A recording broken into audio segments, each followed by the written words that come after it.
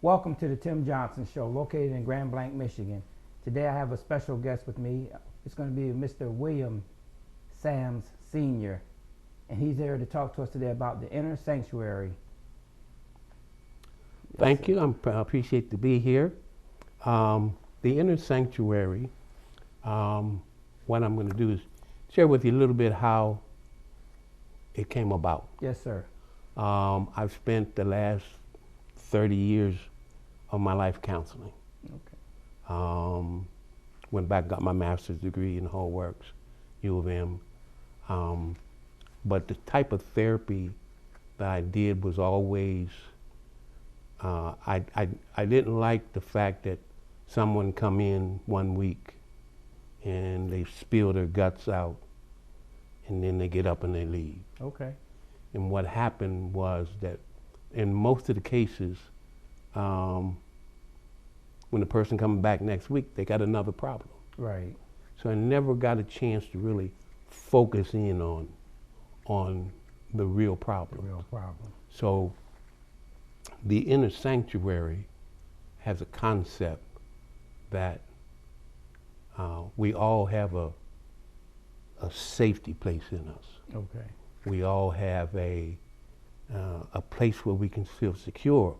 But if we never develop the skill sets to access those, Right. that inner sanctuary, Right.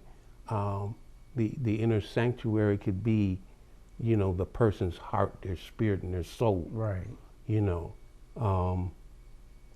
So that's where the name came from. Okay. In the process of that, we looked at several holistic approach Okay.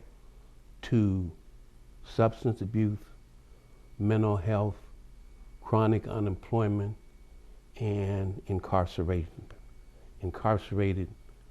You're incarcerated, then when you come out and you re-enter society, you got a big mountain to climb. Right. And to be perfectly honest and realistic, it's almost impossible. Right. Right. Unless, and that goes for substance abuse, mental health, and chronic unemployment, unless you're given the skill sets to know what's going on, then it's going to be a difficult process. Let me say this. Now, Mr. Sams, just so the viewing audience know, Mr. Sams was a licensed therapist by trade. Is that correct? Yes. And how many years? Oh, close to 30 years. 30 years as a therapist. So the information that he's getting ready to impart in all of us is something that we can all take and benefit from it. I'm sorry. Go ahead, sir. Okay. Oh, when you look at this, and we call it a cognitive holistic behavioral program, and it's designed, training program that's designed to explore new initiatives, Okay. or to get a person to have a new mindset, Okay. and that directly related to the client's ability to manage, monitor, and assess their situation at all times, whether it's mental health, substance abuse, chronic unemployment. Then you have to be able to manage it at all times. Right, And right. so that's one of the skills that we teach. It's broken down into 4 critical areas: cognitive skill development,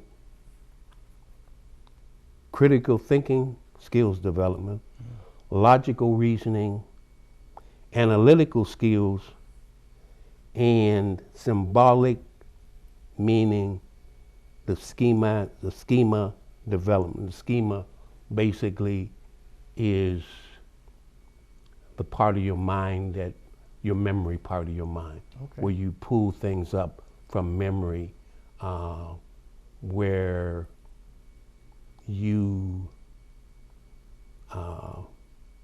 you pull stuff up from your past, that and how it's connected to the fact that the schema is connected to somewhere in your childhood, your youth, whatever. Right. There's a connection there. Okay. And basically, all the therapist does is the therapist is trying to find out what is the connection between how you developed Right.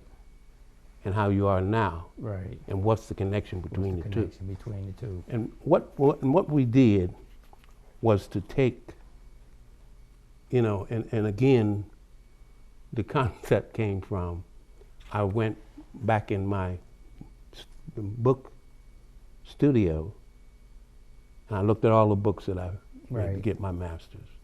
Okay. And I said to myself, this is too complicated. Okay. Now I went and got my master's a whole bit, Right. and all the years of 30 years of counseling and all that.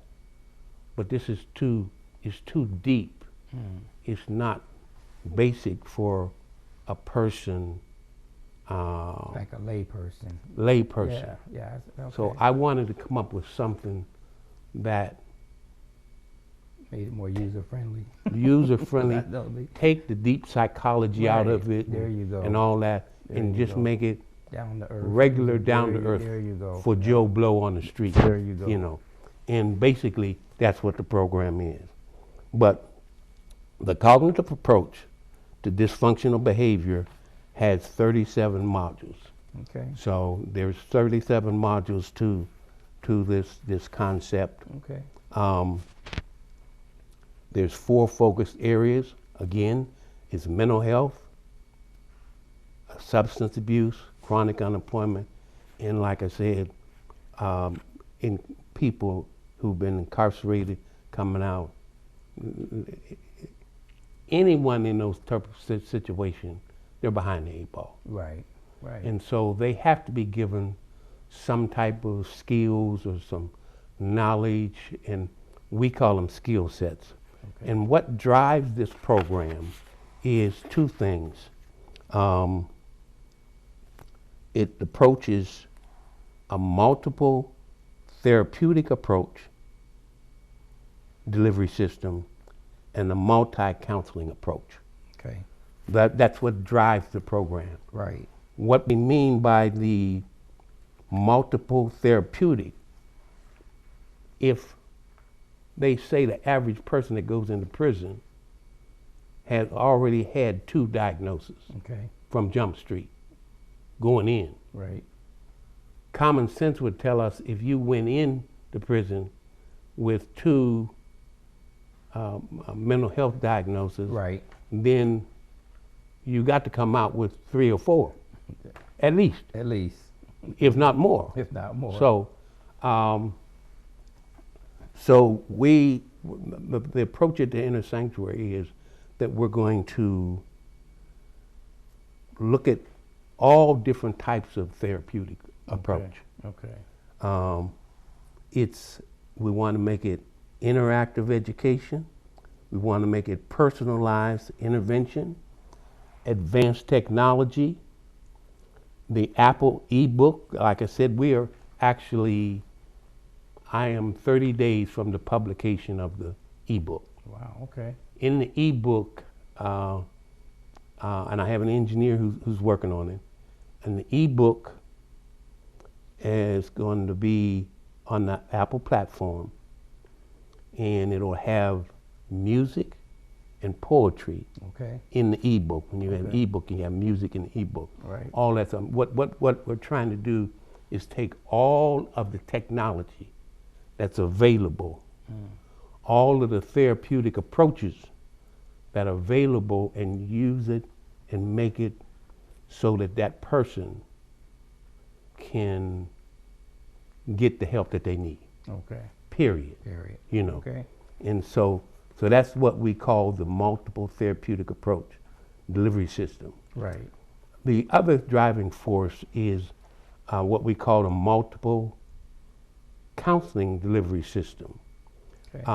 In the hospital setting, they have what they call coordination of care. Okay. Okay. This model is the same type, saying well, there's a coordination of care. The kidney doctor needs to know what the heart doctor's doing because they're all related. Right. And you can't treat one without the other, Right. without the knowledge. Right. So what we're saying is that there's different levels of counseling. Okay. The therapist is the first level of counseling. The second level of counseling is the case manager. The third level being the life coach, or it could be the life coach, it could be the probation officer, it could be the counselor at church, whatever. But and the coordination of care aspect of it is, which is not going to be difficult to do, because it's really necessary. It's necessary because when you talk about the multiple counseling system, then whatever this therapist is conveying to that individual, the therapist, the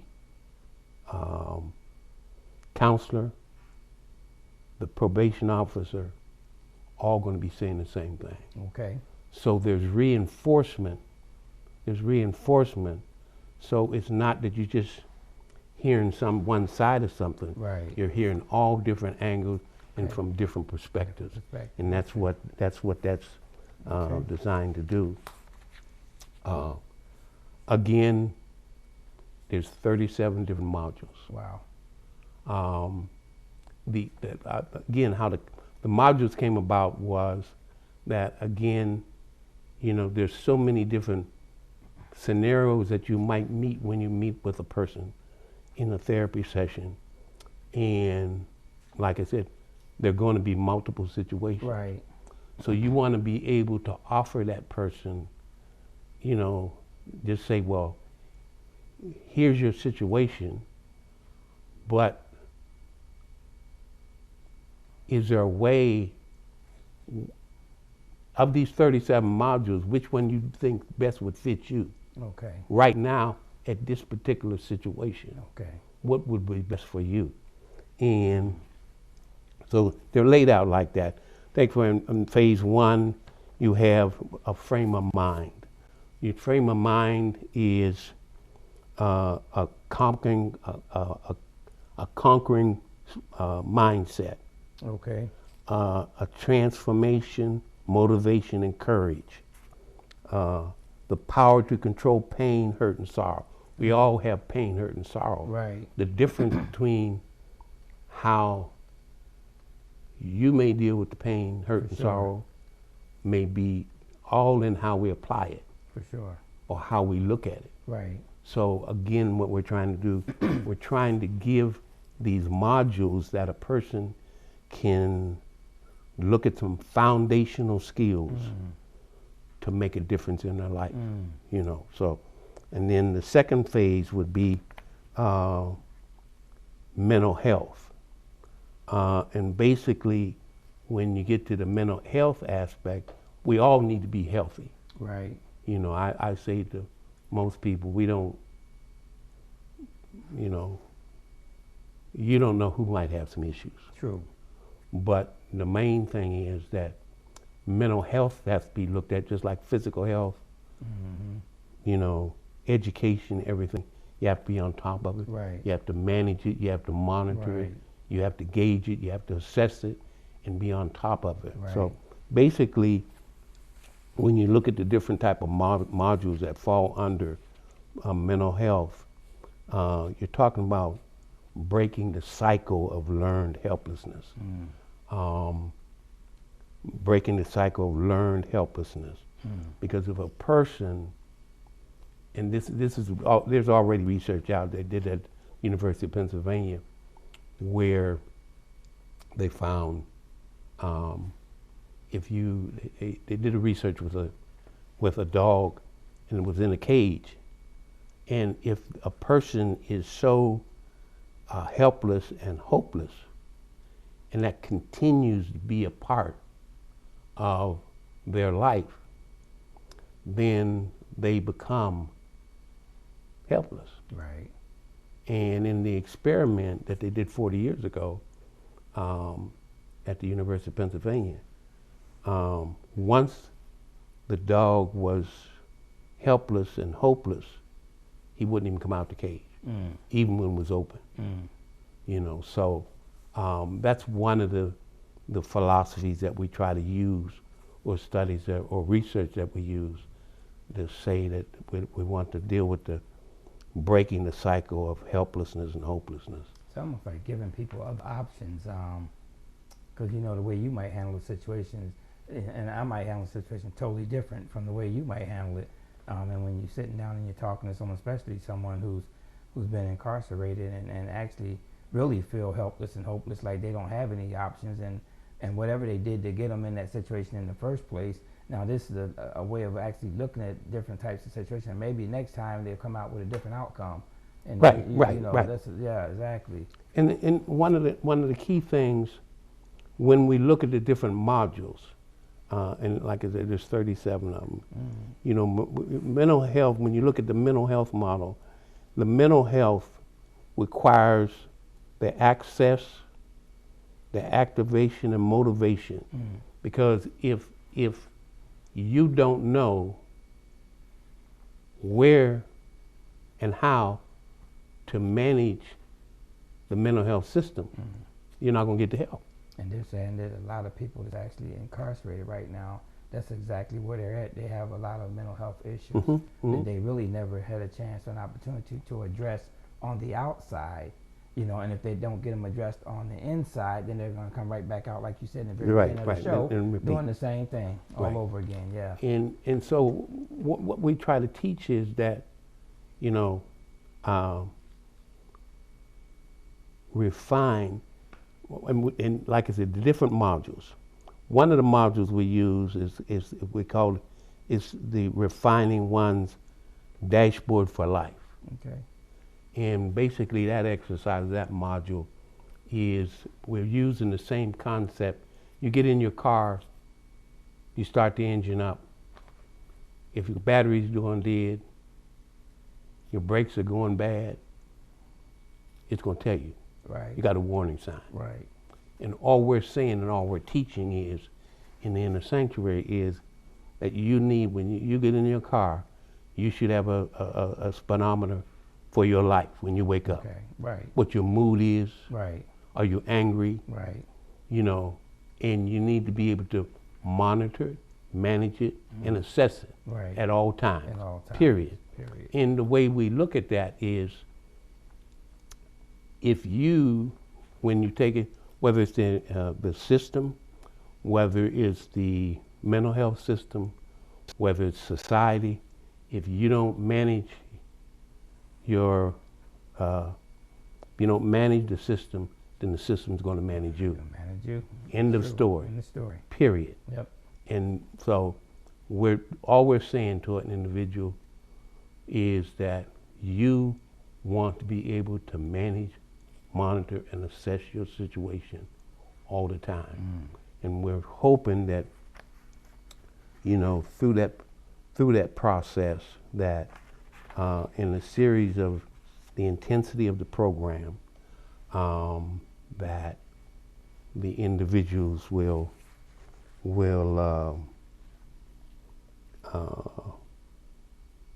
improve their skills, look at life in a different way, and really have the skills necessary to be successful, period. Is this something that can be offered inside, like the jails and the prisons? Yes, yes. Okay, okay. Well, basically, what we're looking at is that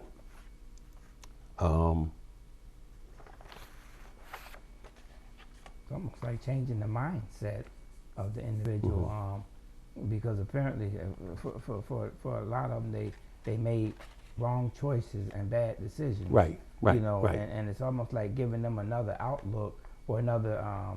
If they would have done it this way, they would have had a different outcome Right, of the right, situation. right. There, yeah, yeah. So, Wow.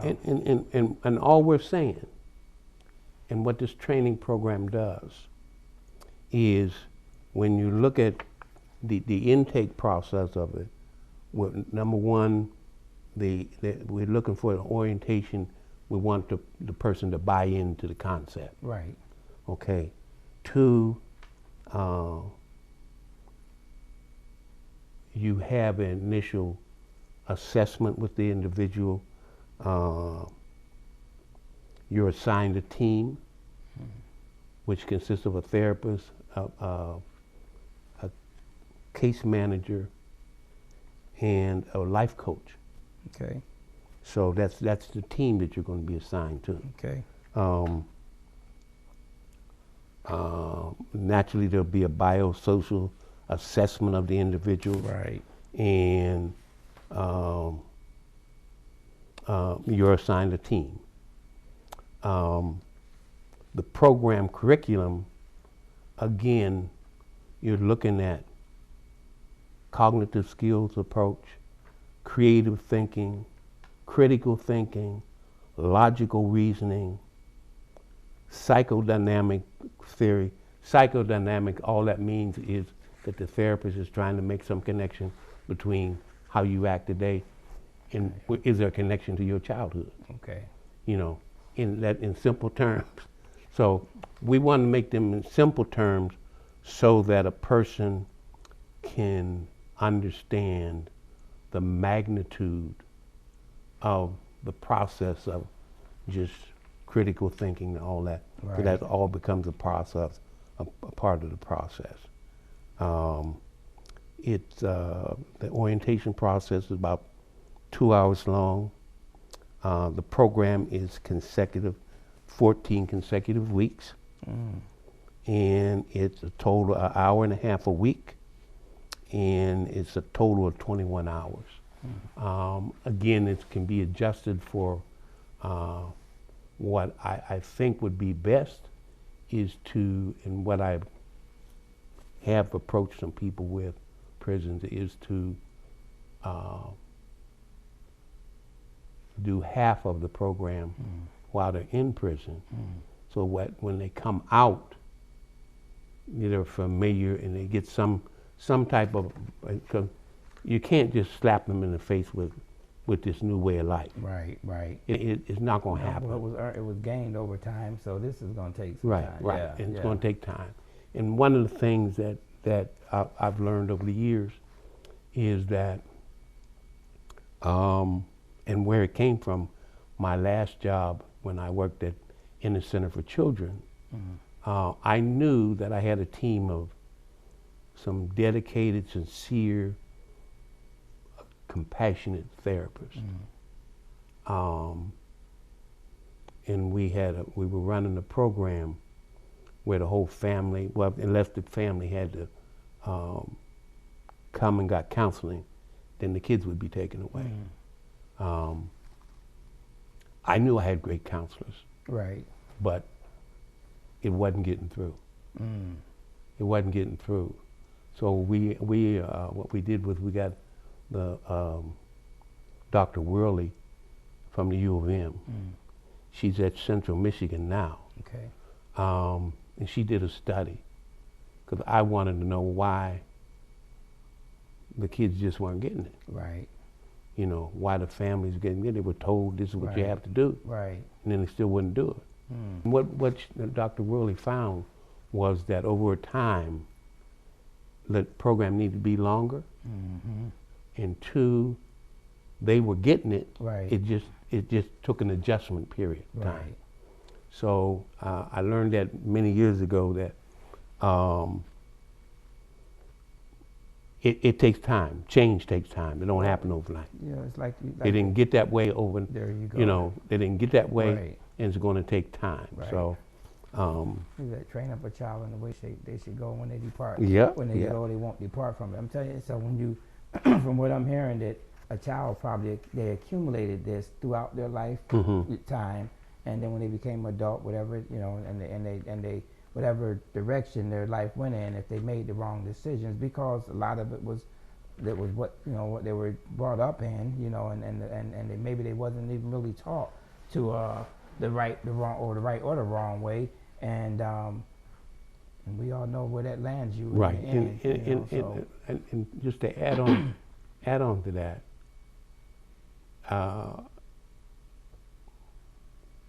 we already know. We live in a society and we know that kids are coming from broken homes. All day long. Yeah.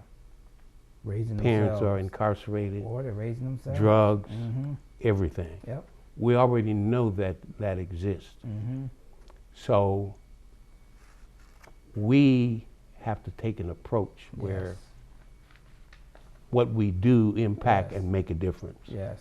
If it doesn't make a difference, then why run the When program? we restructuring, I have to make Yeah, another approach. it has to be restructured. Exactly.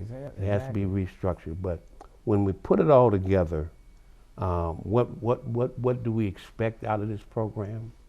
What do we think can happen? One, a positive transformation experience, Mm. improved management, monitoring, and assessment skills, Mm. critical thinking skills mastered, and understanding, a greater understanding of substance abuse, mental health, long-term unemployment, and incarceration. Mm. And pursuing employment.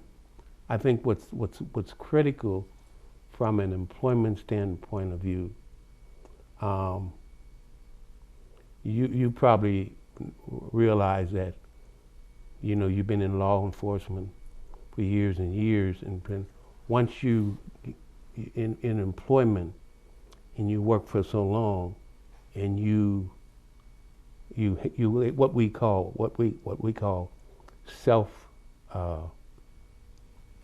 self-actualization. Okay. What I call self-actualization, employment self-actualization, is when you become so much of like your job. You become your job, and your job becomes you. You can't really tell the difference. Right. A person needs to experience that. I tell If you took, I've been counseling all my life. If you took that away from me, right. that's who I am. Yeah, I tell you, And what I'm saying is, a person needs to experience that. right. Whether it's advanced education, whatever, but they need the experience where over the years they perfect. Right.